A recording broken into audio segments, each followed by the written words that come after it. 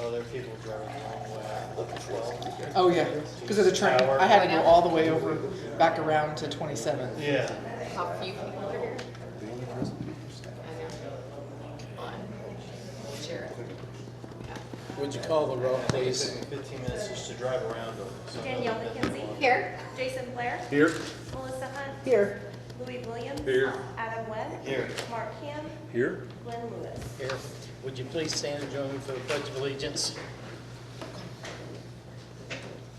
I pledge allegiance to the flag of the United States of America and to the republic for which it stands, one nation, under God, indivisible, with liberty and justice for all. Oh, is it not working? Oh, it's not on. There you go. That's why it's not working. Item 2 is a consent docket. Item A is receive and approve the minutes of the regular city council meeting held September the 8th, 2020. Item B, receive the minutes of the regular Parks Board meeting held August 4th, 2020. Item C is accept a permanent right-of-way public utility easement from Troy L. and Troy J. Shatswell for construction and maintenance of a drainage structure as part of the Southeast Turner Avenue Street project. Item D is approve a contract using aging services to provide home-delivered meals to homebound seniors using community development block funds. Item E, approve a contract with More Youth and Family Services to provide a youth first-time offenders program using CDBG funds. Item F is approve a contract with More Youth and Family Services to provide an early intervention program in the Moore Secondary Schools using CDBG funds. Item G is approve a contract with Metropolitan Fair Housing Council to provide fair housing services to more residents using CDBG funds. Item H, approve a contract with Bethesda to provide counseling for abused children in the Moore system using CDBG funds. Item I, approve a contract with Mary Abbott Children's House to provide a forensic interview program for abused children using CDBG funds. Item J, approve an agreement with the Salvation Army to provide a utility rental mortgage assistance program for more residents using Community Development Block Grants COVID-19 funds. Item K is declare a 2006 Ford Taurus VIN number IFA FP53U06A210267, police unit number 06-291 is surplus. Item L is approve the second of a 4-year contract with arbitrage compliance services to review arbitrage compliance requirements related to the city bonds and the notes. Item M, approve a new job description for marketing communications manager in the Public Affairs Department and approve placement in pay grade 117 of the city's salary table. Item number N is approve membership renewal in the amount of $5,000 to the Oklahoma Municipal Management Services, OMMS. Item O is approve and ratify claims and expenditures for FY 2020-2021 in the amount of $1,877,288.63. Motion to approve. Second. Thank you. Thank you both. We have a motion and a second. It is a consent docket. Would you call for the vote, please? Danielle McKenzie. Yes. Jason Blair. Yes. Melissa Hunt. Yes. Louis Williams. Yes. Adam Webb. Yes. Mark Ham. Yes. Glenn Lewis. Yes, item carries. Item number 3 is receive a report from Select Actuarial Services and accept the annual actuarial report for fiscal year ending June 30th, 2020. Mayor and Council, we have used Select Actuarial Services for 20 years now, and they've always done a great job for us. And out of the 20 years, I think this is the first year that we're doing it Zoom, so there's always something new for us. Hopefully she can hear us. We use this report every year for budgeting purposes, and we should have Laura Sprouse here. She's here on the TV, and she's going to give us a summary of the results of the study, if she can hear us.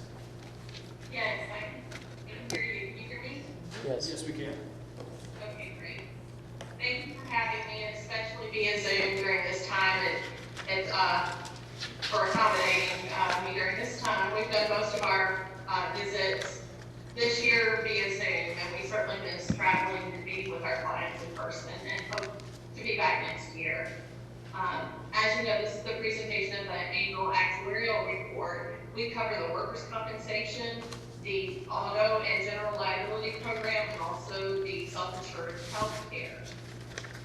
The two main objectives of this study are to provide you basically with two estimates. One of those is an estimate of the required reserve, which will pay for claims incurred in the past up through June 30 of 2020, but payments that will be made on those claims in the future. So unpaid liabilities for claims incurred up through June 30 of 2020.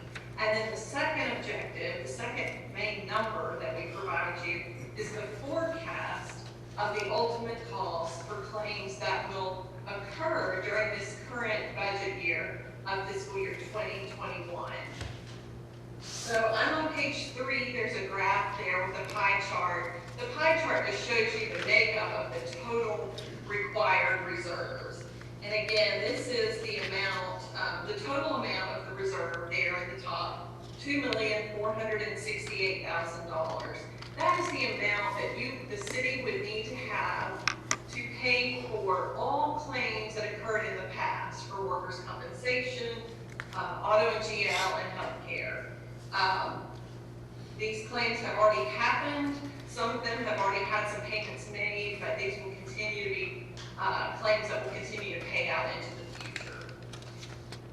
Workers' compensation, of course, is a longer tail line. Those claims can stay open for longer, and generally is the biggest share of the reserves.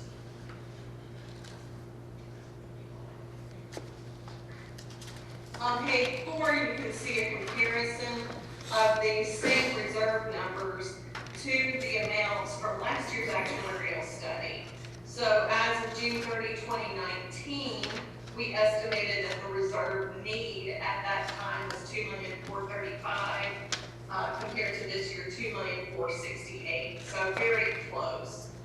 This is a lot of stability. If you compare line for line, then the figures are very close. Some highlights of the analysis are in the bullet points on page 5 and 6. The healthcare benefits, the 18-19 year claim payments were $5,137,000. That was a little more than expected. During that period, there were 3 individuals that hit the stop loss limit. So far, the 19-20 year, and of course we look at the health benefits on a fiscal year. The health plan is actually a calendar year. But for the fiscal year, ending June 30 of 2020, the claims were a little lower than expected. And part of that was that there were fewer participants than we had projected at the beginning of the year. And so we did decrease the final estimate of the 19-20 year by about $202,000. And so the total cost for the 19-20 fiscal year are estimated to be $5,293,000. And of course, most of that has been paid, but there are unpaid amounts, which are what is contributing to the reserves on the preceding pages. Both workers' compensation and the liability lines performed well. Reported losses are less than expected overall, so that just means we're seeing activity in line with our expectations or slightly below expectations. And so we were able to reduce our estimates of some of those past liabilities for workers' comp and for liability. So again, that was the highlights on the reserve study. Again, those are for claims that happened in the past, and the total reserve need was $2,468,000.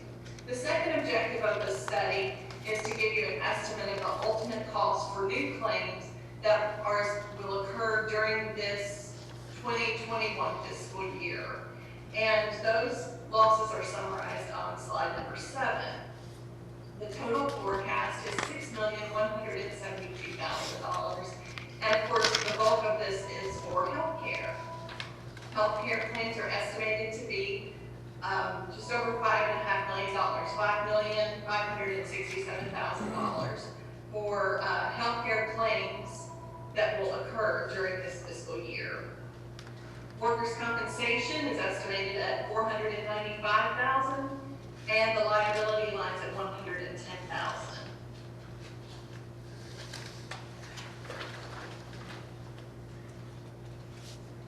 And again, this $6 million, you can think of this $6,172,000 as sort of a budget number for new claims that will occur, although they may take many years in the future to pay out for workers' comp. Healthcare claims will pay out more quickly. So on page 8 is just a comparison of the current forecast to last year's forecast. So we have a graph for health and workers' comp and liability. And healthcare, we have, if we compare the current estimate of $5,567,000 is based on 281 employees at a cost of $1,651 per month per employee. So this rate is just slightly higher than our estimate from last year's report, but the number of employees are less. So the total forecast is a little less than what we projected last year.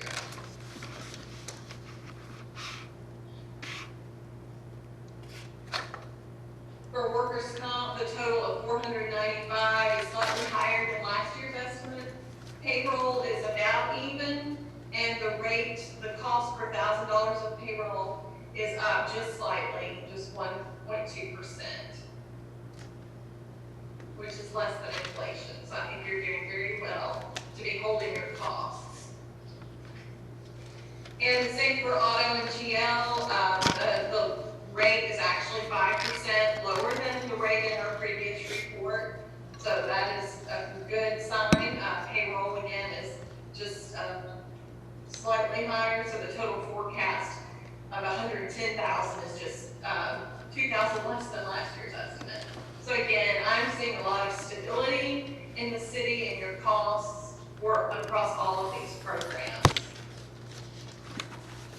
The last page, page 11, just summarizes the results there. So you can see, just to recap the total.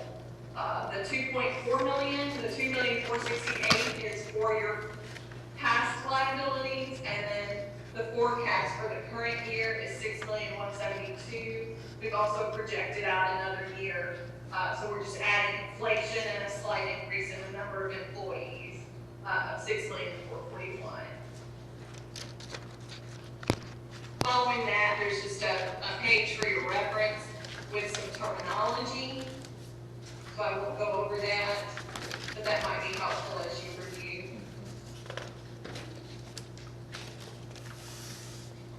Are there any questions?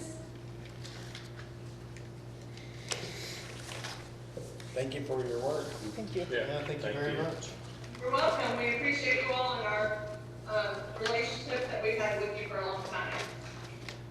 Mayor and council, these are numbers that we give to our auditors for inclusion in our annual audit report. Anybody want to make a motion to accept it? So one correction, so line 9, the 7/1/2020 from 2019, the annual payroll is 23,708. And on page 10, that same line is 23,078. I'm assuming one of those two numbers is inaccurate. I don't think it makes any difference in what we're talking about, but if we're gonna publish these numbers, we need to get them right. Can you say that again? Page 9 and Page 9, the top left number, Oh, I see. 23,708. Oh, yeah. Page 10, the top left number is 23,078. Transposition. Yeah. Somebody just typed it wrong, right? Good catch, Willie. Yep. Laura, do you see what we're looking at? That's just taking numbers from last year's report, and I do believe that that is just a transposition of numbers. Very good, thank you. Perfect. Make a motion to approve. All right, Second. thank you both. We have a motion and a second. Any other discussion on this item? If not, would you call for the vote? Jason Blair. Yes. Melissa Hunt. Yes. Louis Williams. Yes. Adam Webb. Yes. Mark Ham. Yes. Danielle McKenzie. Yes. Glenn Lewis. Yes, item carries. Thank you. Thank you. Thank you. Good evening. Bye-bye. Item number 4 is consider modifying the personnel policy and procedures manual by adding an idle reduction policy in regards to the usage of city vehicles. And I'm not sure what this is. Well, Mayor and Council, what this is a change to our policy and procedures manual. We are adding an idle reduction policy. And what that is a policy to reduce the idle time that we have in our city vehicles. This policy will help reduce fuel consumption and emissions. And I would say the main purpose of me coming up with this policy is that I was approached by Callie Gilbert here and she said that we would be eligible for some grant money if we had an idle reduction policy. So I quickly came up with one, and I think that she would like to explain what some of these grants are that makes us eligible now that we have this. Good plan. Yeah. Way to go, Cal. So the grant that we're currently working on is through DEQ. It would pay for 75% of a new fleet vehicle. So I'm working with Richard and Andy at Public Works, and they're wanting to purchase a new Terminator truck for the big trash pickups. For, I think, an additional one, because I think they have 2 budgeted, they said, this year. So this will be an additional one to add to their fleet, I believe. Is that right, Richard? Is it here? No. I believe that's what they've decided. So it'll pay for 75% of that truck if we are selected. Who chooses on this? It's a committee, consists of whoever DEQ chooses, but it will be through DEQ. Okay. Does this policy mirror other cities' idle reduction policies? Very closely. Okay.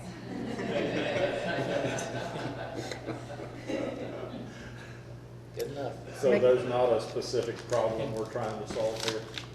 Well, I think it would also help if we had, people not sitting in their cars, idling it. But other than that, no, the actual Okay. specific thing that was brought to my attention was the purpose. Okay, very good, thank you. Do we have a motion? Motion to approve. Thank Second. you. Thank you both. We have a motion and a second. Any other discussion on this item? If not, would you call for the vote, please? Melissa Hunt. Yes. Louis Williams. Yes. Adam Webb. Yes. Mark Ham. Yes. Danielle McKenzie. Yes. Jason Blair. Yes. Glenn Lewis. Yes, item carries. Item number 5 is receive a presentation from staff regarding the Northeast 12th Street roadway improvement project.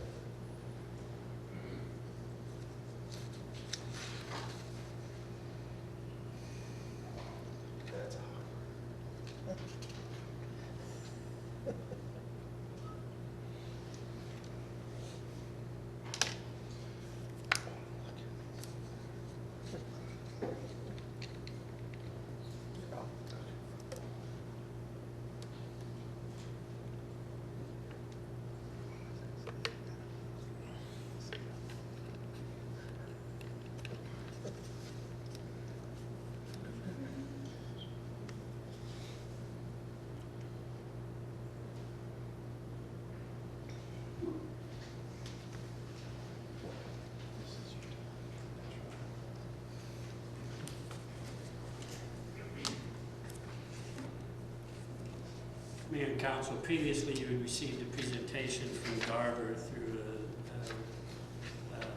Friesen Nichols or Garver? Previously you had received Oh, okay. one from Garver on Eastern Avenue. Right. This presentation is on Northeast 12th Street from I-35 to Eastern Avenue. We've got Friesen Nichols doing the design for this particular project. It's also a 2018 part of the 2018 GEO bond package. The budget for that, or the appropriated funds for that, was about $3.93 million for that particular project. The engineering contract to date is about $360,000.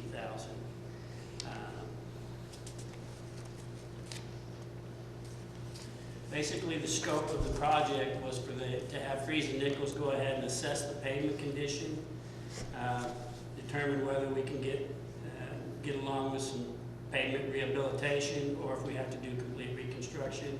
They were to look at the drainage facilities along that mile and determine what needed to be done to improve the drainage.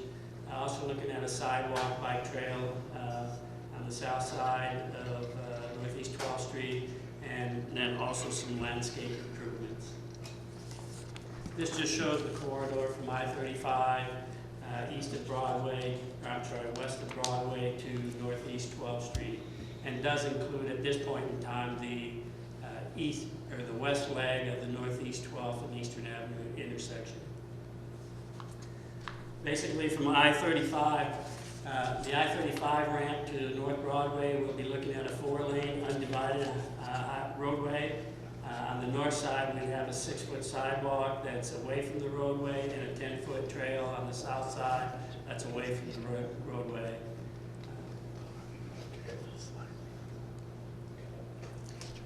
We're also looking at turn bay widening at North Broadway and Eastern Avenue, where you have, again, a 4-lane undivided left turn lanes. We're looking at the raised median option at Broadway because of the Sonic entrance. And I'll talk about that a little bit more later. We're looking again at the 6-foot sidewalk on the north side, away from the road, and the 10-foot trail, a little closer to the roadway because of right-of-way.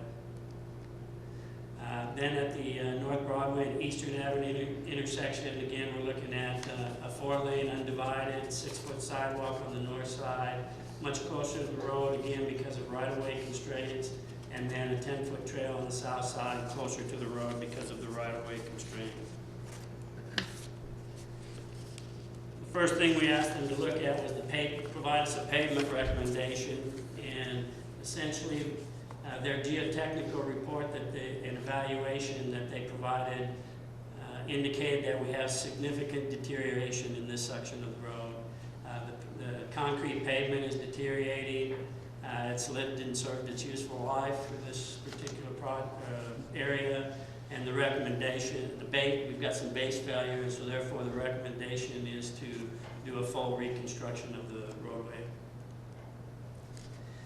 Intersection improvement recommendations, we asked them basically to look at, or they take a look at 3 intersections on the very west end. They're at the intersection of I-35 northbound ramp, want to add an eastbound right turn lane, and then on North Broadway we want to add an eastbound right turn lane as well as a northbound right turn lane. Basically, the I-35 northbound intersection, this configuration shows the right turn lane. Adding this dedicated right turn lane would reduce some delays during peak hour traffic. We get some backups because of people having to wait for people to turn right. We're not able to do a dedicated left turn lane at this intersection because of the bridge configuration and the geometrics in trying to make a transition. The right-of-way would be required to accommodate a sidewalk on the south side. In this particular project, we've decided that we want to stop the sidewalk at Briarwood, just a little bit to the east of here. And part of the reason for that is cost, as well as we really don't want to have a bike path and a sidewalk going to where it leads into the on-ramp of the I-35 interstate.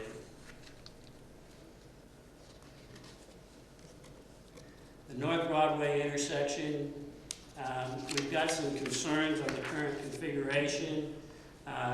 What happens is westbound traffic on 12th Street, they get into the left-hand turn lane to go south.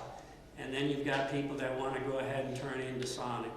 And what happens is it just backs traffic up, and it creates people coming from southbound off Broadway, making a left turn. All of a sudden they come into the cars that are sitting there waiting to try to wait for the left turn to clear so that they can get into the Sonic. and it causes some rear-end collisions, and it's a dangerous situation. We also have some heavy eastbound traffic, right turns, and some northbound right turns at this intersection. The North Broadway intersection with no lane additions. Remember we talked about level of service is much like a report card in school. Level of service A is very good, and level of service F is more like I got when I was in high school. So, basically, you don't want to have the level of service F. Under the, when you design the roadway, we want this roadway to function for the next 20 years, so we design it for the traffic conditions and the traffic volumes that we'll experience in 2040. If we make no lane changes, currently the existing traffic volumes are operating at a level of service C, but in 2040, the projected volumes will lower to a level of service D in the AM peak time frames and down to a level of service E in the evening hours. And then again, we're looking at the option of the raised median on the east leg to do away with that dangerous situation for people waiting to turn into Sonic. At the North Broadway intersection, the eastbound right turn lane, even when we get to the 2040 traffic volumes, our level of service would be a C, so that's average and acceptable. And we'd most likely in that southwest corner and in the southeast corner, we would have to acquire additional right-of-way to accommodate for the sidewalk. On the right turn lane, we're looking at a level of service D under the 2040 traffic volumes and a level of service F if we make no improvements. Again, on that southwest corner, we would need to go ahead and acquire additional right-of-way to accommodate the sidewalk.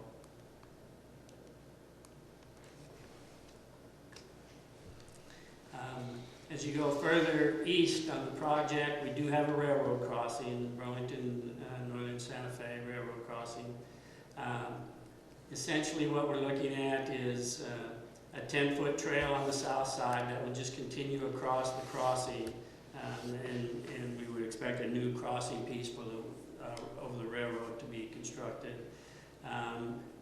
There is a steep drop-off in that area, so we would have to build a retaining wall on the south side of the bicycle walk trail. And then on the north side, we have a similar type crossing. The sidewalk just continues on through the crossing, the 6-foot wide sidewalk. Just real quick on the crossing, pedestrian crossing for the railroad, have we done any, or have we contacted BNSF and talked with them about it? Do we anticipate any kind of problems? Is that? Well, not at this time. We haven't contacted them yet. Typically, once we wanted to go ahead and give the presentation to the entire council to decide, you know, which alternatives we're going to be looking at as we go through. But to answer your question, we have not contacted them yet. You know, with regards to a sidewalk on each side and then improving the crossing itself, you know, we would have a negotiation with them as far as trying to get it in a timely fashion. You know, it just depends on how things move forward. Okay. I'm sure they'll be really easy to work with. Yeah. Thank you. The landscaping for this particular project, it's not as extensive as we had planned for the Eastern Avenue project because of the corridor for Eastern in comparison to this corridor. And we planned basically some trees spaced intermittently to provide some additional shade between the curbing and the trail and sidewalk. And then if the sidewalk or the trail has to be closer to the curbing because of the limited right-of-way, you know, then the tree would go between the right-of-way and the sidewalk. And then wherever possible, we want to go ahead and provide some benches for people to sit on. The schedule that we're looking at, of course, we will be submitting for ACOG funding on this particular project. The schedule, this schedule is if we would not receive any funding for ACOG. Preliminary design would be completed in February of next year, final design in October. We would go to bid in November and be able to start construction in January of '22. And again, that would be if we do not receive any ODOT or ACOG funding. A second schedule that we provided is for, if we do are fortunate enough to be able to obtain some ACOG and ODOT funding, preliminary design would be the same, be complete in February of '21. Final design would be about 2 months later in December of '21. Bidding would then be in April of '22. That's about 5 months later if we were doing the project without federal funding. And then construction would start in July of '22, which would be about 6 months later. Main reason for the additional time frame with ODOT and ACOG would be, the review time going through the ODOT process, as well as having to do the environmental assessments for that particular. How does 12th Street fall into ODOT territory? How would we get ODOT money? It's a major arterial, Okay, so, and therefore would fall into that category. And they administer the ACOG funding. Well, okay. Oh, yes, I'm All sorry, right. yes. Thank you. Just a project cost summary. We're looking at somewhere in the neighborhood at this point in time through having received the study report about 5.8, almost $6 million. If we add the 3 right turn lanes, it'd be closer to $6 million. Recall our funding source is we have about $3.5 million left for construction. Obviously it's important that we try to get some ACOG funding to do the project and do all of the things that we want to do and provide the bike paths and the trails and some landscaping and so forth.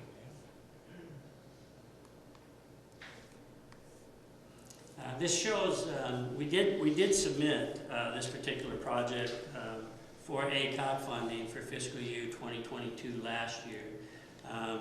Last year you would submit for the 3-year program, but they only award for the first year, which was federal fiscal year 2021. When we look at, and then after they award those projects for the fiscal year 21, and this kind of shows where the rankings were and what projects were still available to be considered for 2022 and 2023 years. Here in the fiscal year 2022, we show to be at the top of the list for fiscal year 2022. However, the only year that was awarded was 2021, and then when you submit for fiscal year 22 and 23, there's been a slight change in the process with ACOG. Typically, you would submit every year. You could resubmit every year. And what has happened in the past is cities like Oklahoma City and Edmond and Norman, they've been very successful in, they get most of the projects in the first year, and some of their projects that they submitted that did not score well enough in the first year, when they come back, it's a whole new ball game again, and everything starts over. They make adjustments and whatnot, and their scores seem to be much higher than they had previously submitted. And so basically those 3 cities have been dominating the projects over a period of time, over the last few years of getting most of the money. What you see over here on the far right is that if we were to be able to receive funding and be successful and score high enough, when we had submitted last year, at the time we hadn't even barely started our study and report, and so our cost estimate was based on about $4.4 million. And ODOT and ACOG funding would amount to about $3.5 million of that, so 80% of that would be paid by ACOG and ODOT, our federal funding. Our submittal this year, the submittals are due in around October 23rd, I think is the deadline for submitting our submittals. We'll be submitting 5 projects. 3 of them will be roadway 80/20 type projects. We're gonna submit a phase two, the phase two project that we looked at for Eastern Avenue, which essentially went from Southeast 4th Street north to 12th Street. And then a second project on Eastern Avenue we'll be submitting is the intersection of Southeast 19th and Eastern Avenue. And then the third project will be, of course, Northeast 12th Street. This project. Now, the one thing that we keep working on is trying to, since we're so close, what I did, I went back and looked at last year's 2021 numbers of what the scores were where people received money, and essentially we're right on that edge where actually last year we would have, if we had been able to submit earlier and had more information, we would have been able to receive some funding last year. So we're right on that border of hopefully receiving some funds. And that's why when we talked to you about the Eastern Avenue project, we wanted to include the Eastern Avenue intersection in with the 12th Street project, because that is all part of 12th Street, and that's just the eastern intersection. Because we did have some additional turn lane that needed to be added to help improve some congestion and reduce some accidents at that location. And the thought was that perhaps we'll be able to score a few points. We've looked at that on a preliminary basis, and at this time it only increases our score by about 1 point. But when you're on the board, that 1 point can make the difference. The other thing is, if we do receive some of those funds, then instead of looking at a $6 million project getting 80%, with the intersection, we'd be looking at about an $8 million project and getting 80%. So there's some big advantages to going ahead and submitting with it. But we're also going to look at our score for the phase 2 of Eastern Avenue and see, with that intersection, if we add to that project, which of the two projects give us the best score, and that's the one that intersection will fill. So the big decisions that we need to think about as we move forward is well, first we need to, if we're okay with this process, then we want to go ahead and authorize Friesen Nichols to move along with preliminary design and get moving on it. The second is, if for some reason we don't score well enough, then there's some things that we're going to have to consider and look at, and that's perhaps having to do away with the sidewalk on the north side to try to reduce some funding. And then we may not be able to, we may have to live with those lower level of services at the intersections and not be able to do those three right turn lanes based on some of the costs. And then looking at the ACOT funding process and the improvements, as I said, we want to go ahead, it doesn't hurt us to go ahead and submit, and so we want to make a good effort and try to submit everything that we can to try to receive some funding. And with that, one thing that you need to keep in mind is, I talked about the median at 12th Street, on 12th Street, just east of the intersection of Broadway. Because of that little dangerous situation where people are backing up and into the intersection waiting to turn into Sonic.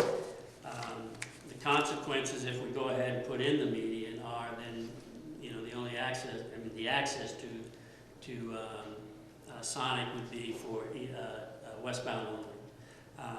People won't be able to do a U-turn around it? No. They will be doing it. Yeah. Yeah. If we put the median in there, they won't be able to go over the median. Well, he's Well, I talking mean, about that. Further on down the road. Yeah, do a Yeah, U-turn. I mean, there's nothing we can do about that, other than enforcement. But We could build it that way. we could go ahead and try to provide the turn, but what happens if you provide that opening for them to turn in, they are going to back up. Now, that's fine. I mean, if we provide the opening and allow them to go through, the consequences is our scores are going to be lower that we submit to ACOT, and we have less of a chance to get 80% funding. So there's that kind of that balancing act that you want to you know, you wanna try to do the best you can to try to get the maximum, scores that you can, and provide the safest project. How many accidents? During peak hours, at that time, it's a disaster down there, Yeah. because they're trying to turn left, and you've got people who are, then they're swinging around and swinging back. It's a not, serious yeah. safety issue. It is a big safety issue. And that would take care, I mean, that would help with that issue. Yeah. And it's not just Sonic. Sometimes you have people coming out, right, let's see if I can go back and find it. got Mazda right on the corner. Yeah, on the corner, what happens is, you know, sometimes people come out of there and want to make a left turn, and they come out of that driveway very close to just to the east of the intersection.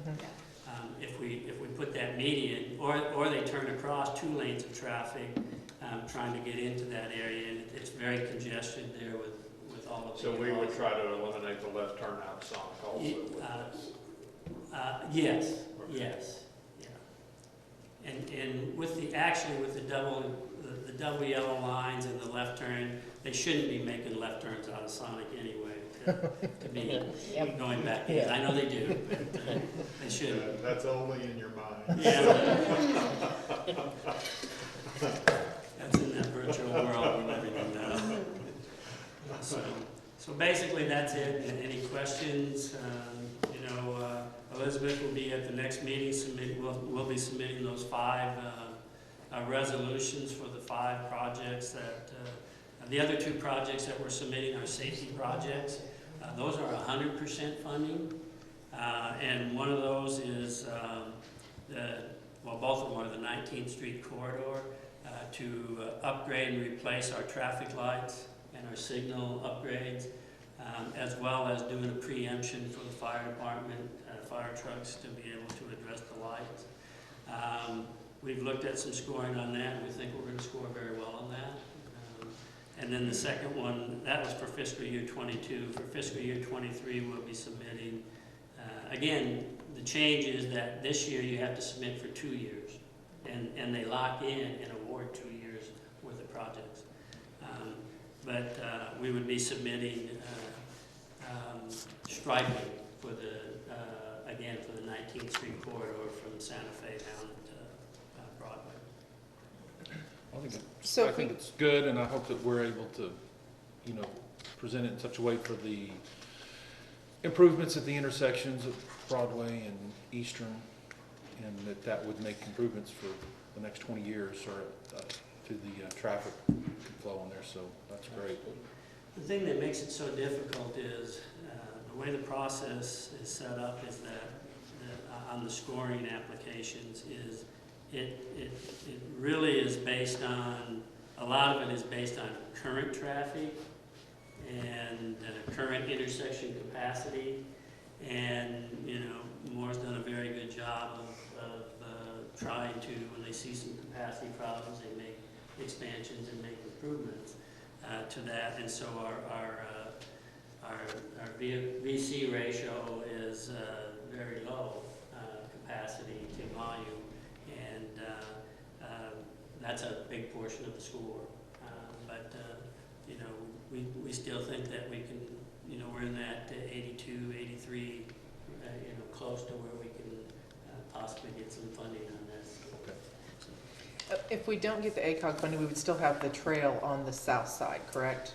That's what Or we're, that's what we're trying to do? We're going to try to do, yes, the trail on the south Yeah. side, no matter what. And what we'll do is, you know, we'll go back and reevaluate areas where we think we can maybe get another couple years of pavement life, and maybe do some rehab on the worst of the worst. Okay. I just think it's important that we have, I mean, talk Yeah. about walkability, have access to walk from. That's the Yeah. intent, that Yeah. we would go ahead and have that, yes. Even if it's just on one side. Thank you. Thank you. Thank you. Anybody want to make a motion to receive the report? Yeah, I'll make a motion that we receive the report. Okay, thank you. All right, thank you. We have a motion and a second. Any other discussion? If not, will you call for the vote, please? Louis Williams. Yes. Adam Webb. Yes. Mark Ham. Yes. Danielle McKenzie. Yes. Jason Blair. Yes. Melissa Hunt. Yes. Glenn Lewis. Yes, item carries. Item number 6 is consider approval of resolution number 96620, adopting the delegation of the certifying officer to the city manager. This is from Capital Planning and Resiliency from HUD. Mayor and council, an environmental review is required for any federal funded project that we complete. So anything used with our CDBG funds, our CDBG-DR funds, we have to complete an environmental review. If you aren't familiar with environmental review, it reviews the project for any environmental impacts and determines whether it meets federal, state, and local environmental standards, ensuring that the project does not negatively impact the surrounding environment. For us to submit the review to HUD to release the grant funds, we have to have a signature by our certifying officer. In the past, up to now, we've always had the city manager act as our certifying officer. We've had a monitoring visit from HUD. They've looked at some environmental reviews. They've noted that we should have a formal delegation of a certifying officer in our files, and we've never done that. So that's what we're here doing tonight. So we recommend approval. Make a motion, we approve resolution number 96620. Okay, thank you. Second. Do we have we have a second? Any other discussion on this item? If not, would you call for the vote, please?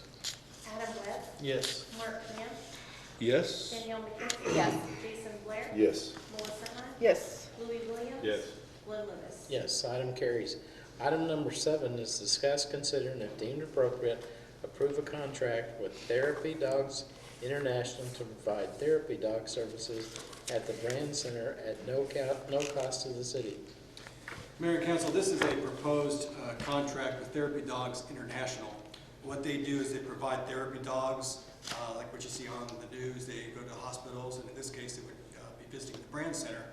It is no cost at all to the city, and when I first was handed this, I thought this was a great idea. I started reading it.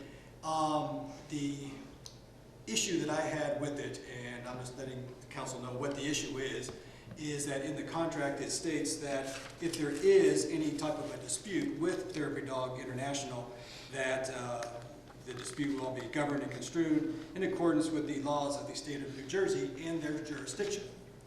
Now, I don't know what type of dispute we would be in with Therapy Dogs International, but if there is, we would be subject to the law and the jurisdiction of the state of New Jersey. So before we approve the contract, I just wanted to let that be aware to the council. Other than that, though, I don't see a problem at all with the contract. I think it's a good service for the people there at the Brand Center. So as far as if we had a dispute, they have their insurance coverage is listed in here. So they do have coverage against occurrences, against aggregate liability, medical expense. Yes, and like I said, I believe that our exposure is minimal on this. Who But takes care of the dogs at night? I'm sorry? Who takes care of these dogs at night? It's, Where do they okay, go? there's the handler would bring the dog. So if I was a handler, I would have a therapy dog that was through this business, Okay. through this company. And I would be able to be, as a handler, take my dog to the Brand Center. It would be my dog, it's not. Okay, so the handler takes care of the dog. That is correct. Yeah, we don't. Yeah, they're not on it, right, We and they're just not on get it, to yeah. use the Okay, service. what do they get out of it? Why is it free? Well, it's a service that the handler is really wanting to be with their dog and allow their dog to provide therapy for individuals either at hospitals or, in this case, the Brand Center. So would these typically be people that are local here in the general area? I would imagine they would be in the general area, yes. Okay. Do you need any time to look into New Jersey's laws pertaining to Well, this? it's not only that, it's also the jurisdiction of it. So like when I was talking to Randy, you know, if anything happened, if there was anything, there would be a trip to New Jersey. It wouldn't be just the laws of New Jersey that would be involved in this. Do we have references from this organization? I believe that Sue did have some, yes, and they came very recommended. There was no problems at all, other than when I read that kind of stuck out, and I was concerned about that, so. Do we have references from other cities? Not from other cities, but we do have the national organization said there's been no occurrences of any kind of legal problems with this. Well, I guess what I'm asking, if we were to enter into this, you said you had some concerns about the New Jersey aspect, so what would you need to do to feel comfortable with that and not have any, or your concerns be relieved? Well, my concern would be you weigh the very slight risk that there is of any type of exposure. I would agree with that. There's a very little risk there. But on the other hand, if there is anything, it would involve somebody either being retained that is licensed to practice in New Jersey, which wouldn't be myself or Randy, would have to make a entry of appearance for us in New Jersey. But I don't know anything specific about the laws in New Jersey that would be different than the laws here. But it's just the fact that there would be somebody that would be licensed in New Jersey. Is this an open-ended time contract? Yes, it is. Make a I thought it motion. had a date. Yeah, it says, Go ahead. are the memberships in here referring to memberships with the animals or with the city itself, December 31st? Okay, the second page is with the member, that would be the handlers. The handlers. That's what that is, the second page that you see. Perfect. Yes. I like the idea of this a lot. I would like to read some of those references maybe. And even if there's someone who is local who is a handler to come in and speak to this. Yeah, that's a I good think- idea. What are we table till the next meeting? Yeah, I would like agree. so, yeah, I would make a motion, we table it. I'm all for, I'm a very big dog person and in the process of training a dog to do this, so I know how important it is to people. But I would like maybe some more information than just the blanket idea. That's, Yeah. Okay. Do I'll I have a second. second? Okay. Thank you for Got a second. finding it though. Yeah, It's a great thanks. idea. Yeah, yeah. I appreciate it very much. Yeah. All right, we have a motion and a second on tabling the item for next meeting. Would you call for the vote, please? Mark Ham, Yes. Danielle McKenzie. Yes. Jason Blair, Yes. Melissa Hunt, Yes. Louis Williams. Yes. Adam Webb. Yes. Glenn Lewis. Yes, item carries. Item number 8 is consider approval of a transfer into the general fund reserve fund. Mayor and council, last year the council approved ordinance 92319, which established a general fund reserve fund. It stated that each year after the fiscal year had closed, staff will review and recommend to council the amount to transfer to the general reserve fund based on excess revenues over expenditures. For the fiscal year 2020, we would like to recommend transferring $400,000 into the general fund reserve fund. While revenue did come in under budget, departments overall did a good job at watching their expenditures, allowing us to propose increasing the amount of the transfer above the $200,000 we transferred last year when we had established the fund. Be glad to answer any questions you might have. Way to go. Yeah. Make a Good motion job. to approve. Thank you. Very good. Motion to approve. All right, thank you. We have a Second. motion. We can have We have it. a motion I and mean- a second. I did make one, but it's okay. Oh, I'm sorry. I didn't hear you. I didn't hear you. I'm sorry. Doesn't matter. Apparently I was talking. Would you call for the vote, please? Danielle McKenzie. Yes. Jason Blair. Yes. Melissa Hunt. Yes. Louis Williams. Yes. Adam Webb. Yes. Mark Ham, Yes. Glenn Lewis. Yes, item carries. At this time, we will recess the city council meeting and convene the Moore Public Works Authority meeting. Item number 9 is the consent docket. Item A is receive and approve the minutes of the regular Moore Public Works Authority meeting, September the 8th, 2020. Item B is ratify of the city council of acceptance, that doesn't make sense, ratify of city council on acceptance of the annual actuarial audit report for fiscal year and ending June 30th, 2020. Item C is approve and ratify claims and expenditures for FY 2020 and 2021 in the amount of $583,697.01. Motion to approve. Second.